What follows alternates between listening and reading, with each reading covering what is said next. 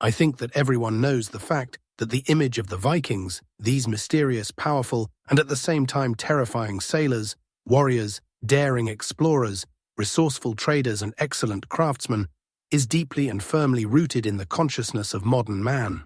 It was formed over the centuries and was significantly strengthened by active use in cinema, television series, popular literature, video games, and many other places.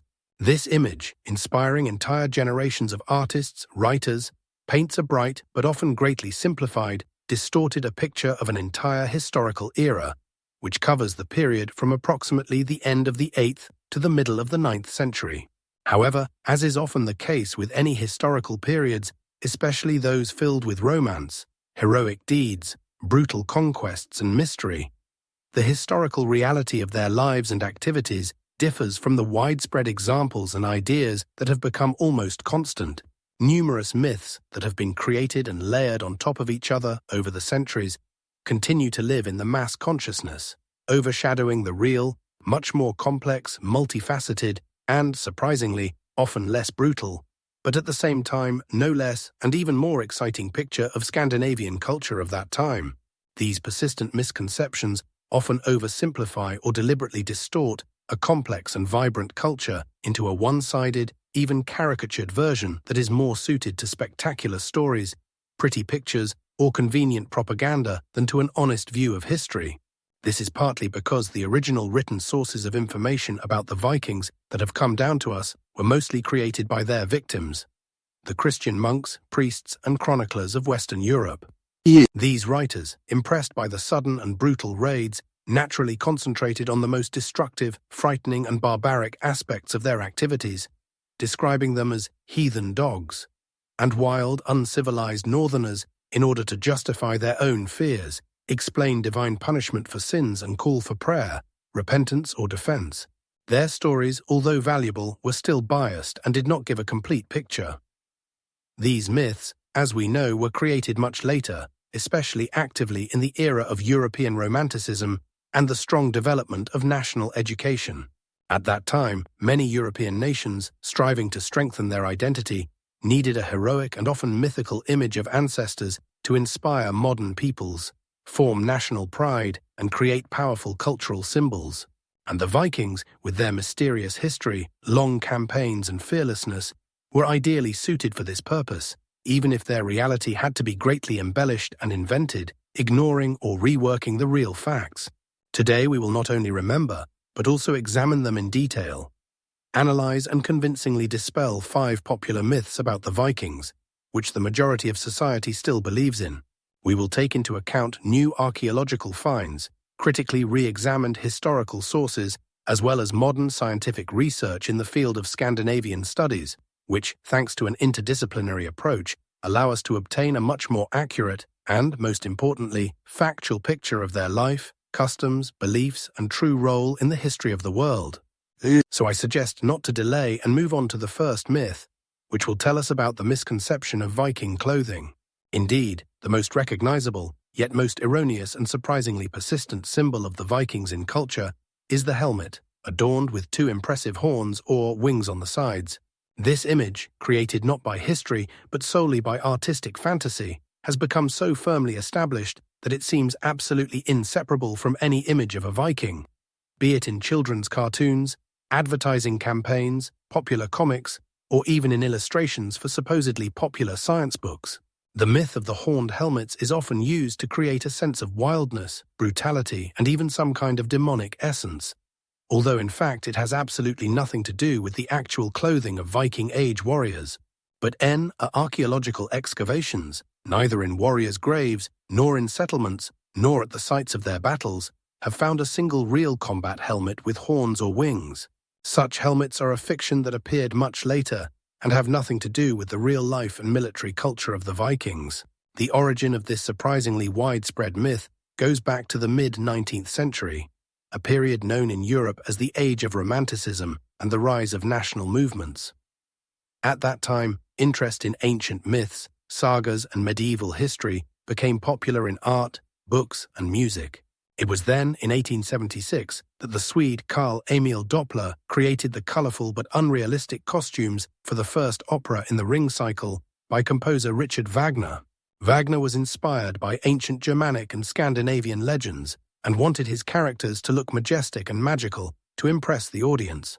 But Doppler took inspiration not from medieval sources, but from much earlier Scandinavian archaeological finds from the Bronze Age, such as the famous one-of-a-kind Vixer horned helmet.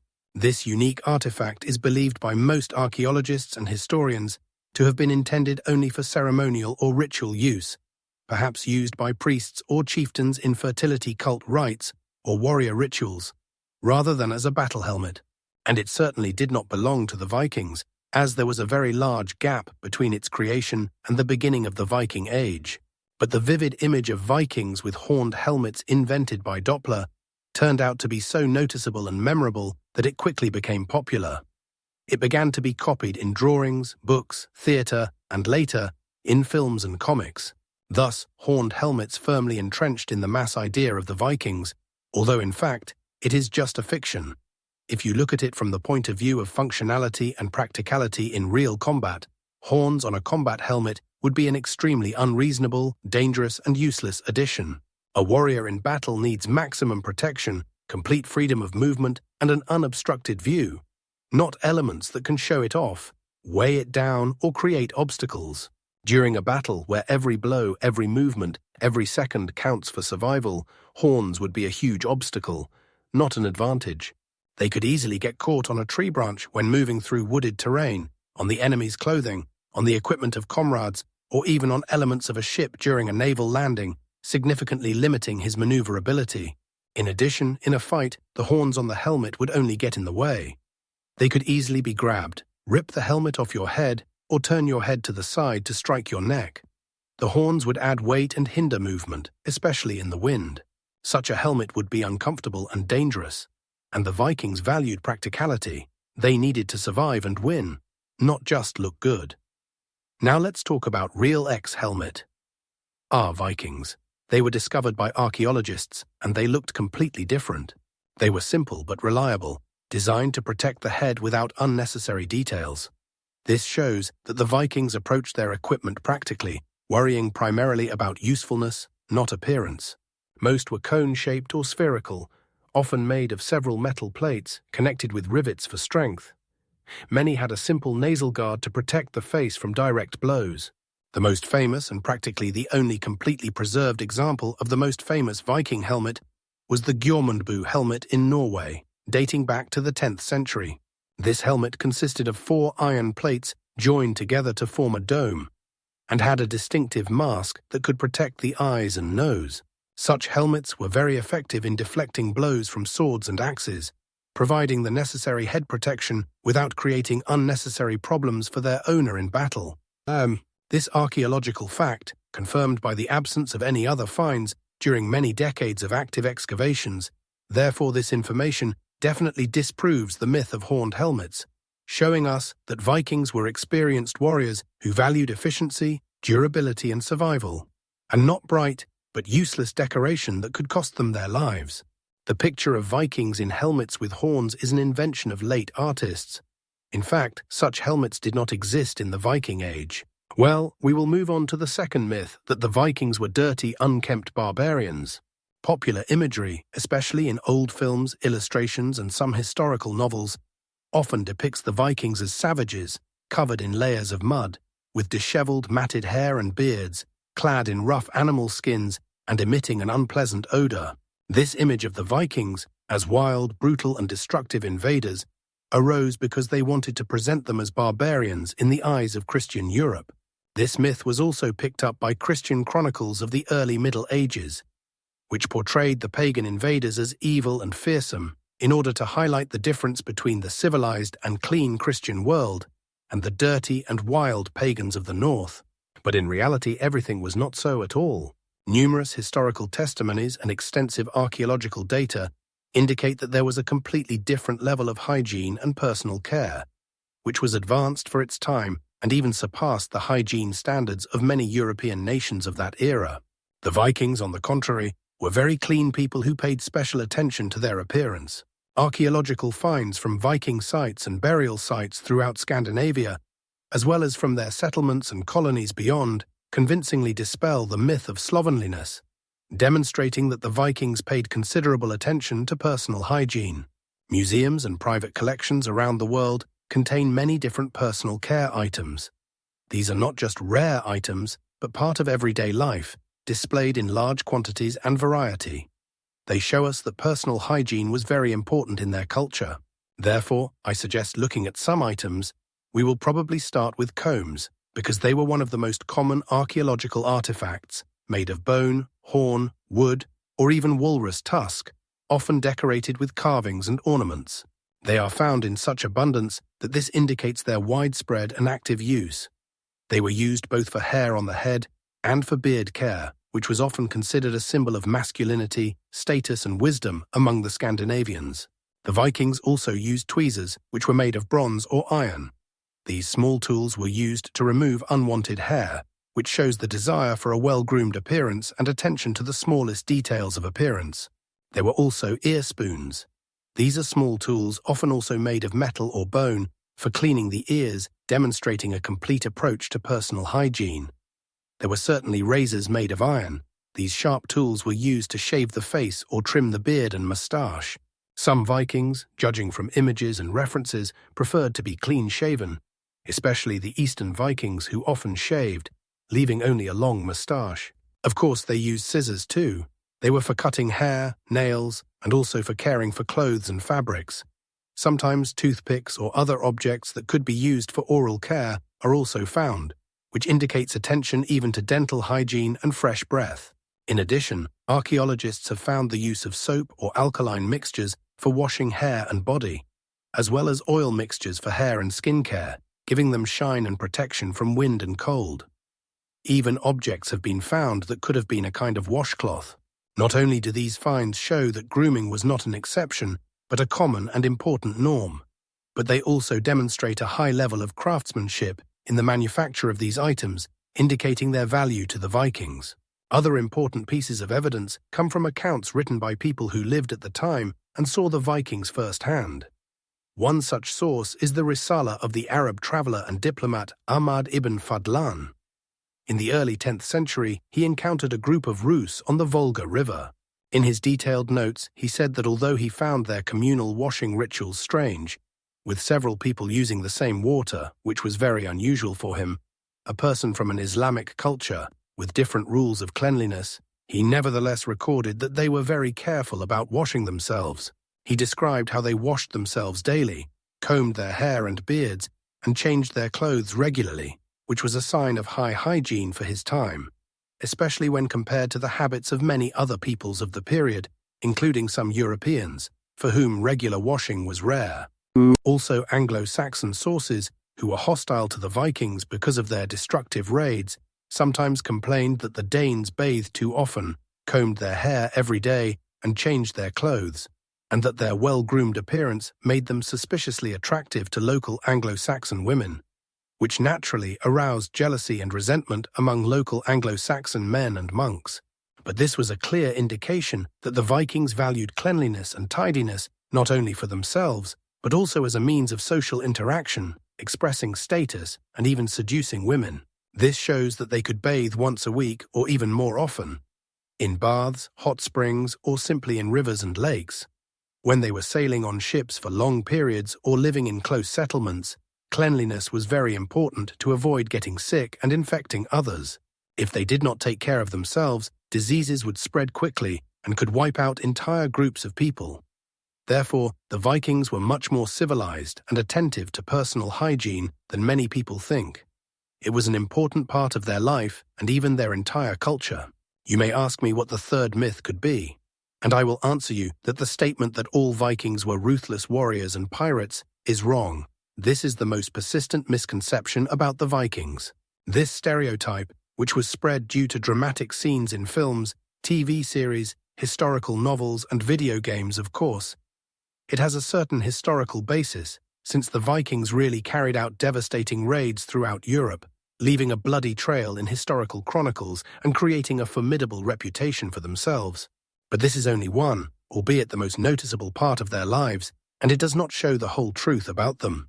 In fact, the vast majority of the population of Scandinavia during the Viking Age were not professional warriors or pirates at all, and their daily lives were largely peaceful, varied, and centered on agriculture and trade. We know that the main activity of most of the population of Scandinavia during the Viking Age was farming and agriculture.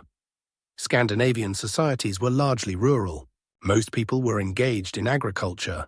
They grew barley, rye, oats, wheat, and also raised livestock, cows, sheep, pigs, goats, and horses. Especially on the coasts, they did a lot of fishing and hunting. Archaeological research conducted in the territories of Scandinavian settlements show that most of them were agricultural communities with well-developed systems of farming. Agriculture and livestock breeding were the absolute basis of their economy and survival, providing food, raw materials for clothing, building materials, and other vital resources. Men, women, and children worked in the fields and farms, and it was these people, farmers and livestock breeders, who made up almost all of Scandinavian society.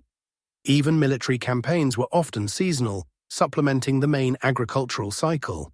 But in addition to farming, the Vikings were very good traders and entrepreneurs, creating large trading networks that stretched for thousands of kilometers, from North America to the Middle East.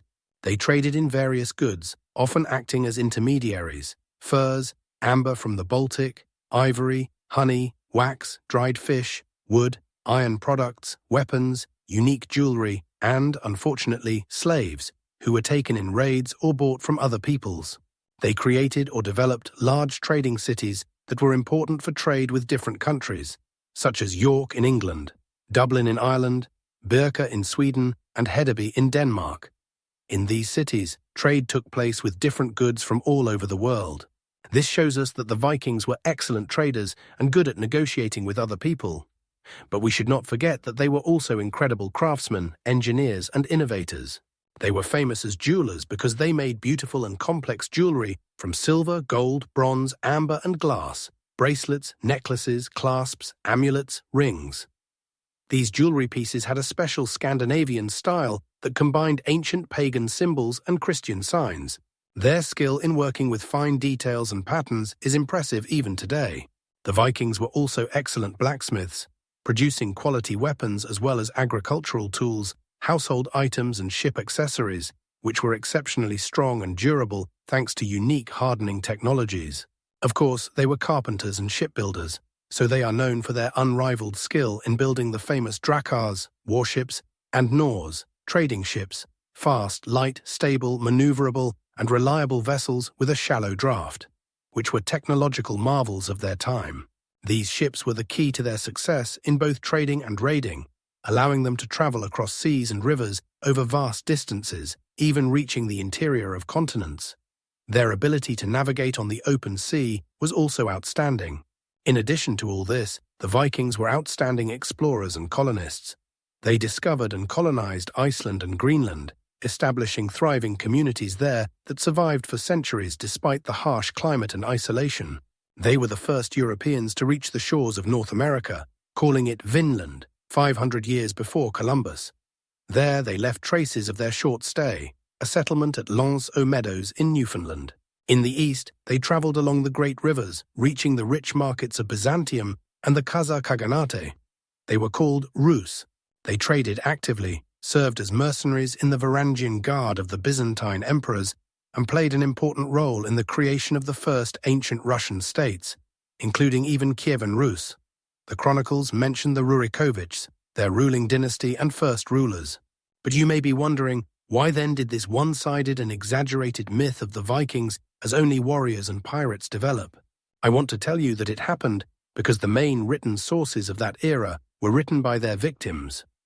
Christian monks and chroniclers of Western Europe saw the Vikings mainly as destroyers. Their monasteries and churches were often the victims of sudden and brutal raids, and their lands were ravaged. That is why the Vikings were called the Northern Plague in the Chronicles. These texts described mainly the violence, pillage, and fear that the raiders brought, but almost no mention was made of the peaceful everyday life of most Scandinavians. Certainly raids were an important, but not the only, part of their economy and way of life for a certain, albeit smaller, part of the population. However, this does not mean that every Viking was a robber. Most lived an ordinary life, worked the land, fished, did crafts.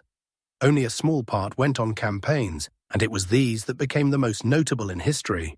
Therefore, the Vikings are often perceived one-sidedly, as warriors and robbers. But archaeology and modern research show that their society was much more complex. They actively traded, founded settlements, created beautiful things, and exchanged knowledge with other cultures. At this point, you may be wondering if the Vikings were a single nation or state. But I can only tell you that this is precisely the fourth myth we will look at. It was a fairly common misconception that the Vikings were like one people, united under a centralized leadership, acting as one powerful state or even a vast empire with a common army, common laws, and a single authority that threatened all of Europe. It seems that there was some kind of Viking empire that controlled vast territories. But in reality, the reality is quite different. The Vikings were not one nation, did not have a single government, and did not form a single state or empire in the modern sense of the word. The word Viking does not actually refer to a people or a nation in the usual sense. It is rather a description of a way of life, sea voyages, trade, discoveries of new lands, and, of course, raids. Those whom we call Vikings today were united not by their origins, but by their occupation.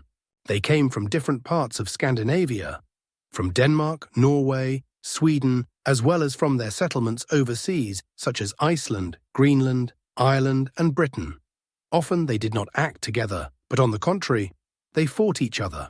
During the Viking Age, Scandinavia was a complex, evolving, yet politically fragmented mix of clans, tribes, petty kingdoms, and numerous chiefdoms. Viking society was structured around local chieftains and jarls, who ruled over their own small territories and enjoyed considerable autonomy. Violent conflicts and wars often occurred between different groups, clans, and early state formations, over land, resources, trade, power, or simply glory. Some local rulers were able to subjugate several neighboring areas over time, creating something like a small kingdom. But their power did not encompass all of Scandinavia and was based primarily on personal strength, authority, wealth, and luck, rather than on stable laws or a unified state. And the process of forming the unified states of Denmark, Norway, and Sweden was very long and complex, and it only began in the Viking Age and was completed only towards the end of it or after it. For example, Norway began to unite under Harald Fairhair, but this was only the beginning of a long road to centralization of power, which was often interrupted by civil wars and struggles for the throne. These early kingdoms were, in fact, confederations of small chiefdoms, united under the rule of the strongest or most successful leader, and often fell apart or went through periods of intense civil war after his death or weakening of his influence. There were also regional differences between the Viking groups, reflecting their diverse geographical origins, historical developments, and strategic interests. Although they all spoke different dialects of Old Norse, these dialects had regional characteristics and differences in pronunciation, vocabulary, and grammar, indicating the formation of different dialect groups. Even more noticeable were the cultural characteristics and traditions in different regions of Scandinavia, manifested in art, architecture, burial practices, and even the style of clothing and jewelry. Moreover, the goals and directions of their campaigns also differed markedly depending on their region of origin, reflecting the geographical opportunities, trade interests, and strategic priorities of the different Viking groups. For example, the Norwegian Vikings generally chose western routes. They actively explored and captured the Shetland, Orkney, Faroe Islands, Iceland, Greenland, and even reached the shores of North America, which they called Vinland, where they established temporary trading or exploration settlements, such as the archaeological site at Lens aux Meadows in Newfoundland. They also actively participated in raids and colonization of Ireland and Scotland, establishing their own kingdoms and trading centres there, such as Dublin, Cork, and Limerick. Danish Vikings also existed, mainly concentrating their efforts in the southern and southwestern directions. They made large campaigns and captured lands in England, creating the Danelaw there, an area where their laws were in force, in France, where in 1911 they were given Normandy in exchange for peace and the adoption of Christianity, and also reached Spain, the Mediterranean, and North Africa. Often they acted not just as robbers, but as organized forces to conquer territories, receive payment for peace, and found new settlements or states. The Swedish Vikings, known as the Rus or Varangians, were more oriented to the east, They penetrated deep into Eastern Europe along vast river systems such as the Volga, Dnieper, and Don, creating the so-called route from the Varangians to the Greeks. They reached the rich trading markets of Byzantium, Constantinople, or Miklagard and the Khazar Khaganate, engaging in the exchange of goods and slaves. They were active in trade, served as mercenaries in the famous Varangian Guard of the Byzantine emperors, and played a key role in the formation of the first ancient Russian states, including Kievan Rus, as is reflected in the chronicles. I would like to point out that the reason for the myth of a single Viking nation is the convenience of generalization for both contemporary victims and for historians and popularizers. For the monks and chroniclers whose monasteries the Vikings attacked, all these northern pagans on longships seemed like one terrible and dangerous force. They did not differentiate between different tribes or their internal conflicts. For later researchers and writers, it was more convenient to talk about the Vikings as a single people to simplify the story and create a more heroic or even demonic image. Understanding this internal fragmentation is critical to adequately understanding the history of Northern Europe in the early Middle Ages and the true role of the Vikings in shaping the European world. And finally, we get to the last myth, that the Vikings were exclusively pagans, worshipping Odin and Thor. The popular image of the Vikings closely associates them with the pagan temple gods. Odin was the supreme god, the god of war, wisdom, poetry, magic, and death. Thor was the god of thunder, strength, fertility, and protector of mankind. Freya, who was the goddess of love, beauty, fertility, war, and death. Freya, the god of fertility, harvest and peace. Loki, the god of cunning, deception and fire. Heimdall and other deities of Germanic Scandinavian mythology, who were part of a complex cosmology, myths, rituals, and worldview. That pagan beliefs played an important role in the lives of the Vikings. They were expressed in their art, for example, rune stones, poetry, sagas, and views on honor, courage, and life after death. Valhalla, Folkvanga, hell. These beliefs were part of everything from farming to war. However, the idea of the Vikings as pagans is not entirely correct. This simplification does not take into account the complex and lengthy process of transition to Christianity, which began before the Viking Age and was actively ongoing from the end of the 8th to the middle of the 9th century. Gradually, this changed the religious picture of Scandinavia. In fact, the Viking Age is a transitional period for Scandinavia, when ancient pagan beliefs gradually faded away and Christianity took its place. The Vikings' conversion to Christianity was not a quick or one-time event. It took several centuries and was gradual.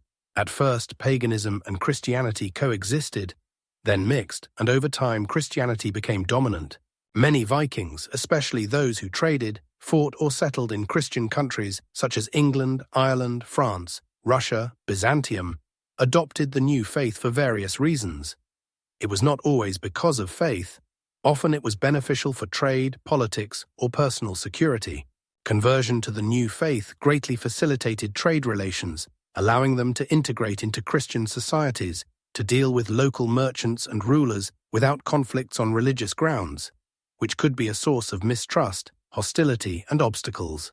It could also provide certain advantages, such as Christian laws, protection from persecution, such as accusations of piracy or paganism, and even access to better technology, knowledge, or social status. For example, many Viking settlers in the Danish-controlled Danelaw region of England and Ireland became Christians, and the Normans who settled in France converted fully to Christianity and became some of its most ardent defenders, spreading Christianity to Sicily and England. This shows how flexible and practical the Vikings were. They were willing to change their religious beliefs if it helped them survive, trade, make alliances, or increase their influence. For them, faith was often a matter of expediency, not just spiritual conviction. Archaeological finds also provide compelling evidence of the coexistence and fusion of religions in Viking society, especially in the 10th and 11th centuries. For example, Viking burials dating from the transitional period contain not only pagan amulets such as miniature Thor's hammers, popular symbols of protection, strength, and fertility, but also Christian crosses made in the Scandinavian style. Moreover, sometimes even double amulets are found, combining Thor's hammer and a cross, or burials where pagan artifacts such as weapons or ritual objects, are found next to each other. There are Christian symbols, such as crosses and crucifixes. This suggests to us that people may have worn both symbols. This could have been to have the protection of both deities, just in case, during a period of religious uncertainty, or as a sign of their openness to both religions, or even as a kind of beautiful accessory. Some may have perceived Christ as a powerful god, similar to their own warrior gods, or simply as another deity capable of bringing good luck and protection without completely abandoning the old beliefs and seeing no problem with it. The sagas also describe cases where Vikings, going to Christian lands, accepted baptism and returning home, continued to worship the old gods.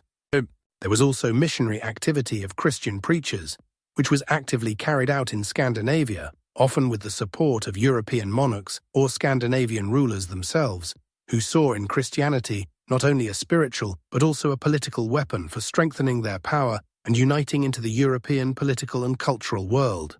The example of St. Ansgar shows well the early attempts at Christianization, which, although they did not immediately yield sustainable results, became an important part of a long-term process. Many Scandinavian rulers understood that the adoption of Christianity opened access to diplomatic and trade relations with Christian countries of Europe, strengthening their international status and internal power. The conversion to Christianity allowed them to strengthen their centralized power. For example, the Christian Church supported the monarchy, provided governance, literate officials, and an ideological basis for a unified state. Integrate into the broader European political system, receive support from Christian monarchs and the Church, and also make it easier to govern their people, since Christianity offered a more centralized hierarchy, written law, a unified moral system, and the idea of the divine origin of the king's power, which was beneficial for strengthening the monarchy. For example, Harald Bluetooth in Denmark declared himself a Christian and erected the famous runestone in Jelling, on which he wrote the words that King Harald built this stone in memory of Gorm, his father, and Tyr, his mother, the Harald who conquered all of Denmark and Norway and made the Danes Christians. This was essentially a public declaration of his new status and mission. I would like to say that paganism was certainly an important and fundamental part of the culture, especially in the earlier Viking period and in isolated regions where contacts with the Christian world were minimal. Sagas, runic inscriptions, rich oral traditions, and archaeological evidence show us with a complex mythology, detailed rituals, and a deep belief in Odin, Thor, Freya, and other gods, as well as in the forces of nature and ancestors.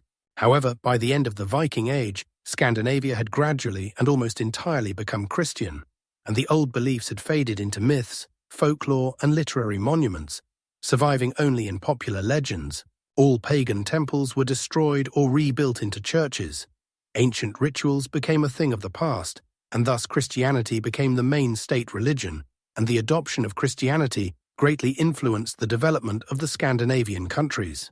It changed not only the faith, but also the way of life, laws, art, and the place of these peoples in Europe. The Vikings became part of the Christian world, and this helped them create strong states, establish relations with other countries, and develop culture. Therefore, the idea of them as only pagans is an oversimplification. In fact, they went through a difficult path of change and were able to calmly adapt to new conditions. Thus, the Viking Age, which covered 3 centuries of the early Middle Ages, was a time when the lives of the Scandinavians changed greatly. They developed, expanded their lands, and improved their knowledge and skills.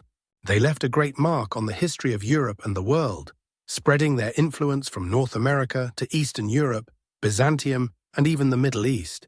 However, as we have seen today in all the examples, popular culture and established stereotypes that have formed over the centuries are often based on simplified and deliberately distorted interpretations, and they continue to paint a picture that is very far from the real historical reality. Those 5 myths of horned helmets, slovenliness, a purely warlike nature, political unity, and a purely pagan faith serve as a vivid and revealing example of how simplifications, romanticizations, and even deliberate distortions can profoundly affect our understanding of the past. The real Vikings were much more interesting and diverse than the image of fierce bandits in horned helmets. Yes, they were strong warriors and knew how to conduct brutal raids, but first of all they were excellent sailors and skilled shipbuilders. Their long ships, Dracars and Nors were a real achievement. Fast, strong, and light, they could go on the seas and go far inland along rivers. This gave the Vikings a great advantage. They were bold explorers and colonists who were the first Europeans to reach the shores of North America at Vinland, and who founded permanent and prosperous settlements in Iceland and Greenland, greatly expanding the boundaries of the known world and proving their amazing ability to adapt to the harshest climates.